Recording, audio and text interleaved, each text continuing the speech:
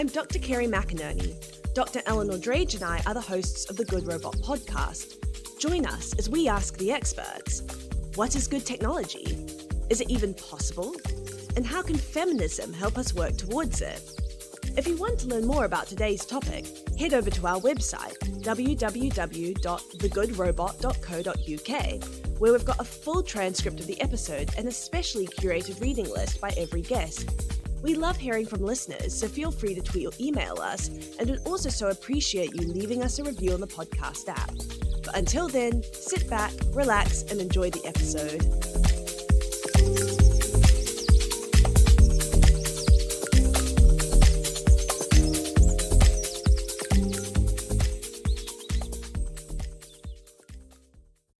In this episode, we talk to Jill Walker Rettberg, Professor of Digital Culture at the University of Bergen in Norway. We talk about machine vision's origins in polished volcanic glass, whether or not we'll actually have self-driving cars, and that famous photoshopped Mother's Day photo released by Kate Middleton in March 2024. We hope you enjoy the show. Thank you so much for joining us today. We've really been looking forward to talking to you. So just to kick us off, could you tell us a little bit about who you are, what you do, and what's brought you to thinking about feminism, gender, and technology? Yeah, I'm a professor of digital culture at the Center for Digital Narrative at the University of Bergen. And I started off in the 90s excited about the internet and hypertext, and came into blogging as a PhD student and really got interested in how people connect through these new media and how they shape us in different ways. My original background's in comparative literature, actually, but that sort of broadened into media studies, digital culture studies, and so forth. So for the last 5 years, I've been running a project on machine vision, looking at different kinds of technologies. Feminism has always been something I've been really interested in, and I think it's just become more and more integrated into my work the more I go on. All right, we are the Good Robot. So can you tell us, what is good technology? Is it even possible? And how could feminist ideas help us get there?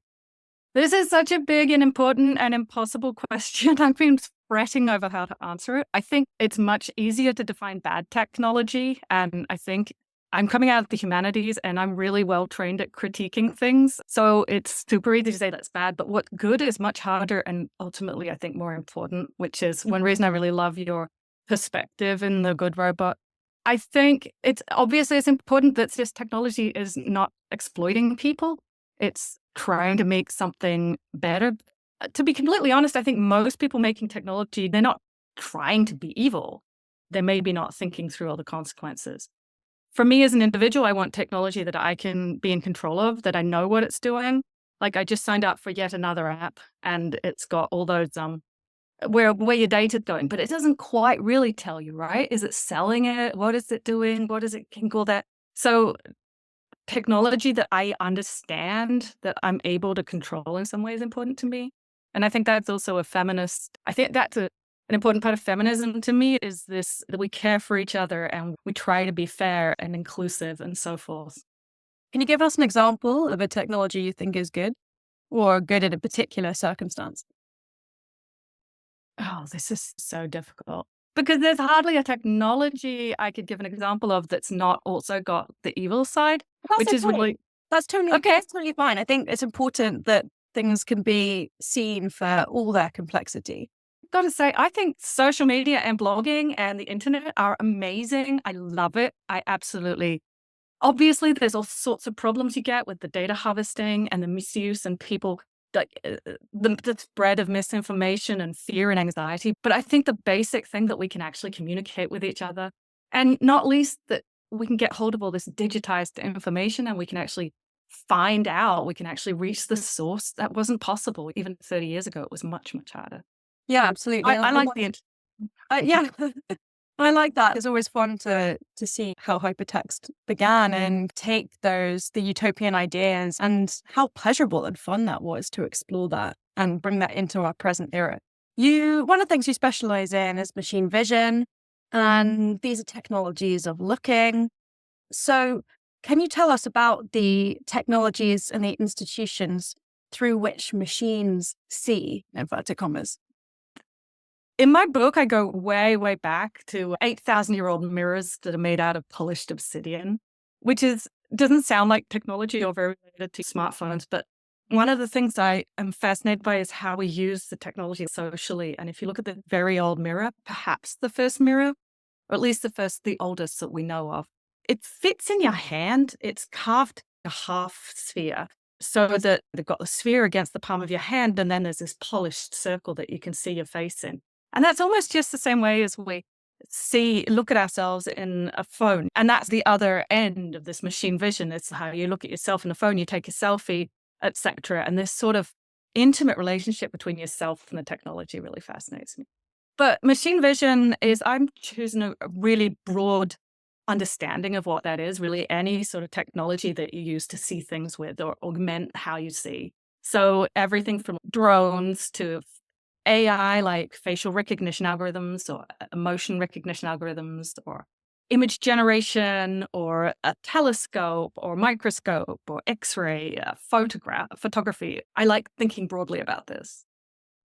I really like that you're challenging and problematizing what we might conventionally think of as machine vision, because a lot of people, I have a very distinct idea of what machine vision is. And it's always whenever you're trying to go onto a website, for me, I'm probably trying to get like a recipe or something, and it's click everything with a traffic light. And you're like, I don't want to do this. I just want my like hummus recipe or whatever you're trying to make. I think when people hear about machine vision, it's often within these very narrow parameters. So we'd love to hear a little bit more about what are some of the unexpected or surprising ways that people are using machine vision, for example, in digital art or in games. Yeah, so one of the great things about having had the project on this was that I had PhD students who were researching how machine vision is used in video games and digital art, in stories online and stuff. And Linda Kronman, who's just finished a PhD, brilliant work, did a lot of studies of how it's used in digital art. And she found so many examples of digital artists hacking machine vision. So, for instance, one of the earlier examples would be those baby monitors with video feeds and stuff. A lot of them were probably still are set to the sort of default password, right?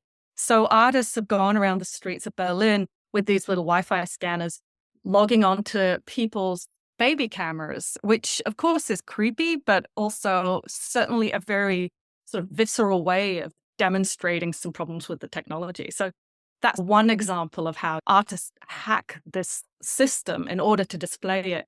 And then there's so many examples of artists doing generative, or what we now call image generation, but doing it before it was easy, right? And really exploring the possibilities, these sort of dreamy images of what could be done, which I think are a really important way of pushing the boundaries and showing what could be possible. And then often the technology follows. Linda Kronman talks about how digital art, in a sense, is a bit like auditing. You know how people researching AI bias often audit the algorithms? Linda Kronman talks about digital art as doing that, but in a more sort of aesthetic, explorative way, which I think is a great idea. Jake L was querying the data set. Sorry, there's another great example of this. Just pushing at the boundaries, like what if we changed it a bit? What happens when you challenge the sort of assumptions that are in the machine learning? That's really fascinating. And I love this idea of artists providing a different method of auditing systems, because we often think of audits as being very dry. Okay, so for full clarification, my mom is a tax accountant. She loves an audit, and I did not inherit this gene. I do not. And actually, one of our previous podcast guests and friends, Oz Keys, has a really fantastic co-authored paper where they also challenge this idea of the audit as this very dry, routine, ineffective process. And they talk about the emotional experience of auditing this really awful data set, which profiled and used videos of trans people going through hormone replacement therapy, and then became a data set that was used to train all manner of dangerous and spurious gender recognition tools. And so we'll actually link that paper in the reading list with this episode. But to hear about this aesthetic approach to auditing as well as the affective approach is really interesting and different. But something you also mentioned was artists doing Gen AI before Gen AI. And so obviously now our understanding of what machine vision is has been really changed by the advent of public-facing generative AI tools. But we'd love to hear from you, an expert. How is Gen AI changing machine vision? It's certainly I was going to say democratizing it, but it's bringing it to everybody anyway. Not everyone, Oh, you're right. For the record, so we have to be like boring critical theorists. No, you're right. It's bringing it to a lot more people. It's making it a lot easier.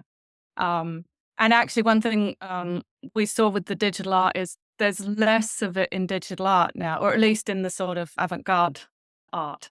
Now that it's become easier, it's not as challenging. It's not pushing the boundaries anymore. But what it's doing to machine vision in general, when I started the project, one of my sort of hypotheses, my sort of idea was that machine vision and just deep fakes and all this would actually lead us to believing images less. Because the photography theorist Susan Sontag said in the 1970s that people treat images as if they're like bits of reality, almost like we think of data today, like the same critique of data could be made. Like we assume data is a bit of reality, but actually, of course, a photograph or a piece of data is always constructed, right, to some extent. And so I thought that as people get more and more used to us being able to use filters and alter things, and generative AI, you'd think, would just increase that even more, we would trust images even less. And to some extent, yes, people are skeptical, like you see, like when Kate Middleton shared the Mother's Day photograph, people are fairly fast to say, actually, there's some issues there. So yes, in that sense, it increases the sort of data literacy or criticality. But the other thing that I've seen is that people seem to want to trust machine vision more. And I'm thinking of things like surveillance cameras. And there's a section in my book that I published, which has got one of the chapters there is looking at how the debate about installing surveillance cameras that do license plate recognition or number plate recognition in a Chicago suburb park. And just the way that people have this real sort of hope or sort of desire for the technology to come and rescue us from all the problems of the world. So increased crime, or a sense of increased crime at least, right? Technology is what's going to save us. And that's the opposite from like us getting more critical. So it's like, yes, on the one hand, we're more skeptical about what an image is. But then on the other hand, we think these technological images can rescue us and they have the truth. So it's this paradox. When the Kate Middleton image came out, I talked to my mom about it because I went home for a bit. And she was like, yeah, everyone does some photoshopping now and again. And I was like, what? And she thought that like Kate Middleton got rid of too many wrinkles and in the process got rid of like a wrist or something. And I was like, oh no, I don't think that's why people are upset. So it was interesting that actually people were still, depending on age and demographic and AI literacy, interpreting things in different ways. And my mom had grasped that there was something wrong with the image, but she totally didn't understand the reality of what was going on still. There's always a lot of context, isn't there? Yeah. Yeah. I really am interested in the doubt and ambiguity that happens when you're looking at the world and as a machine vision tool, making a decision about what it is that you're looking at. And actually it gets it wrong, or it fails to predict something, or it's got this partial vision of the world, which is normal of any model. A model is a reduced vector space, a simplification of reality. So can you tell us a bit more about the doubt and ambiguity that arises when machine vision is looking at something and may not get it quite right? Yeah, I think so. The example I always think of is actually the self-driving cars and when they don't work. And the problem is when you're doing that kind of statistical recognition of things, because basically these language models or the kinds of AI that are being used for image recognition and generation, basically is probabilistic sort of statistical models. So what's most likely here? And with statistics, if you've got to generalize or else it's not going to do anything, right? If you acknowledge that there are lots of details and lots of individual cases, that's called overfitting, and you'll end up with a model that can't predict anything. So you've got to generalize for it to work. But then, of course, there are so many situations where that generalizing won't work. So you've got things like that. Was it in 2018, one of the first self-driving cars that killed a woman, and she was crossing a pedestrian crossing. And no, she wasn't crossing a pedestrian crossing. That's the point. The self-driving car's algorithms were trained that if there's a pedestrian crossing and there's a moving object, it's probably a human stop. But moving object that has a bike and looks a bit unusual and is crossing and there's no pedestrian crossing, that's just a blip. It sorts it out because it doesn't fit into the general model, and so it won't see it. So that's like this kind of lack of context or acknowledging that specificity that can be a real problem. Is that And I think that's a fundamental problem with these AI models that, like, as a qualitative scientist, I'm not sure it's going to work if you scale it up, because I think it's still going to have those issues. Yeah, someone in our centre, Maya Ganesh, who's her PhD was on self-driving cars, she doesn't think that they're going to be a thing either. And I wonder whether actually they're more likely to happen in Germany, where you're not supposed to jaywalk and people literally hiss at you out of the windows of cars, rather than me. I'm just like very much a continental crosser. I just go for it.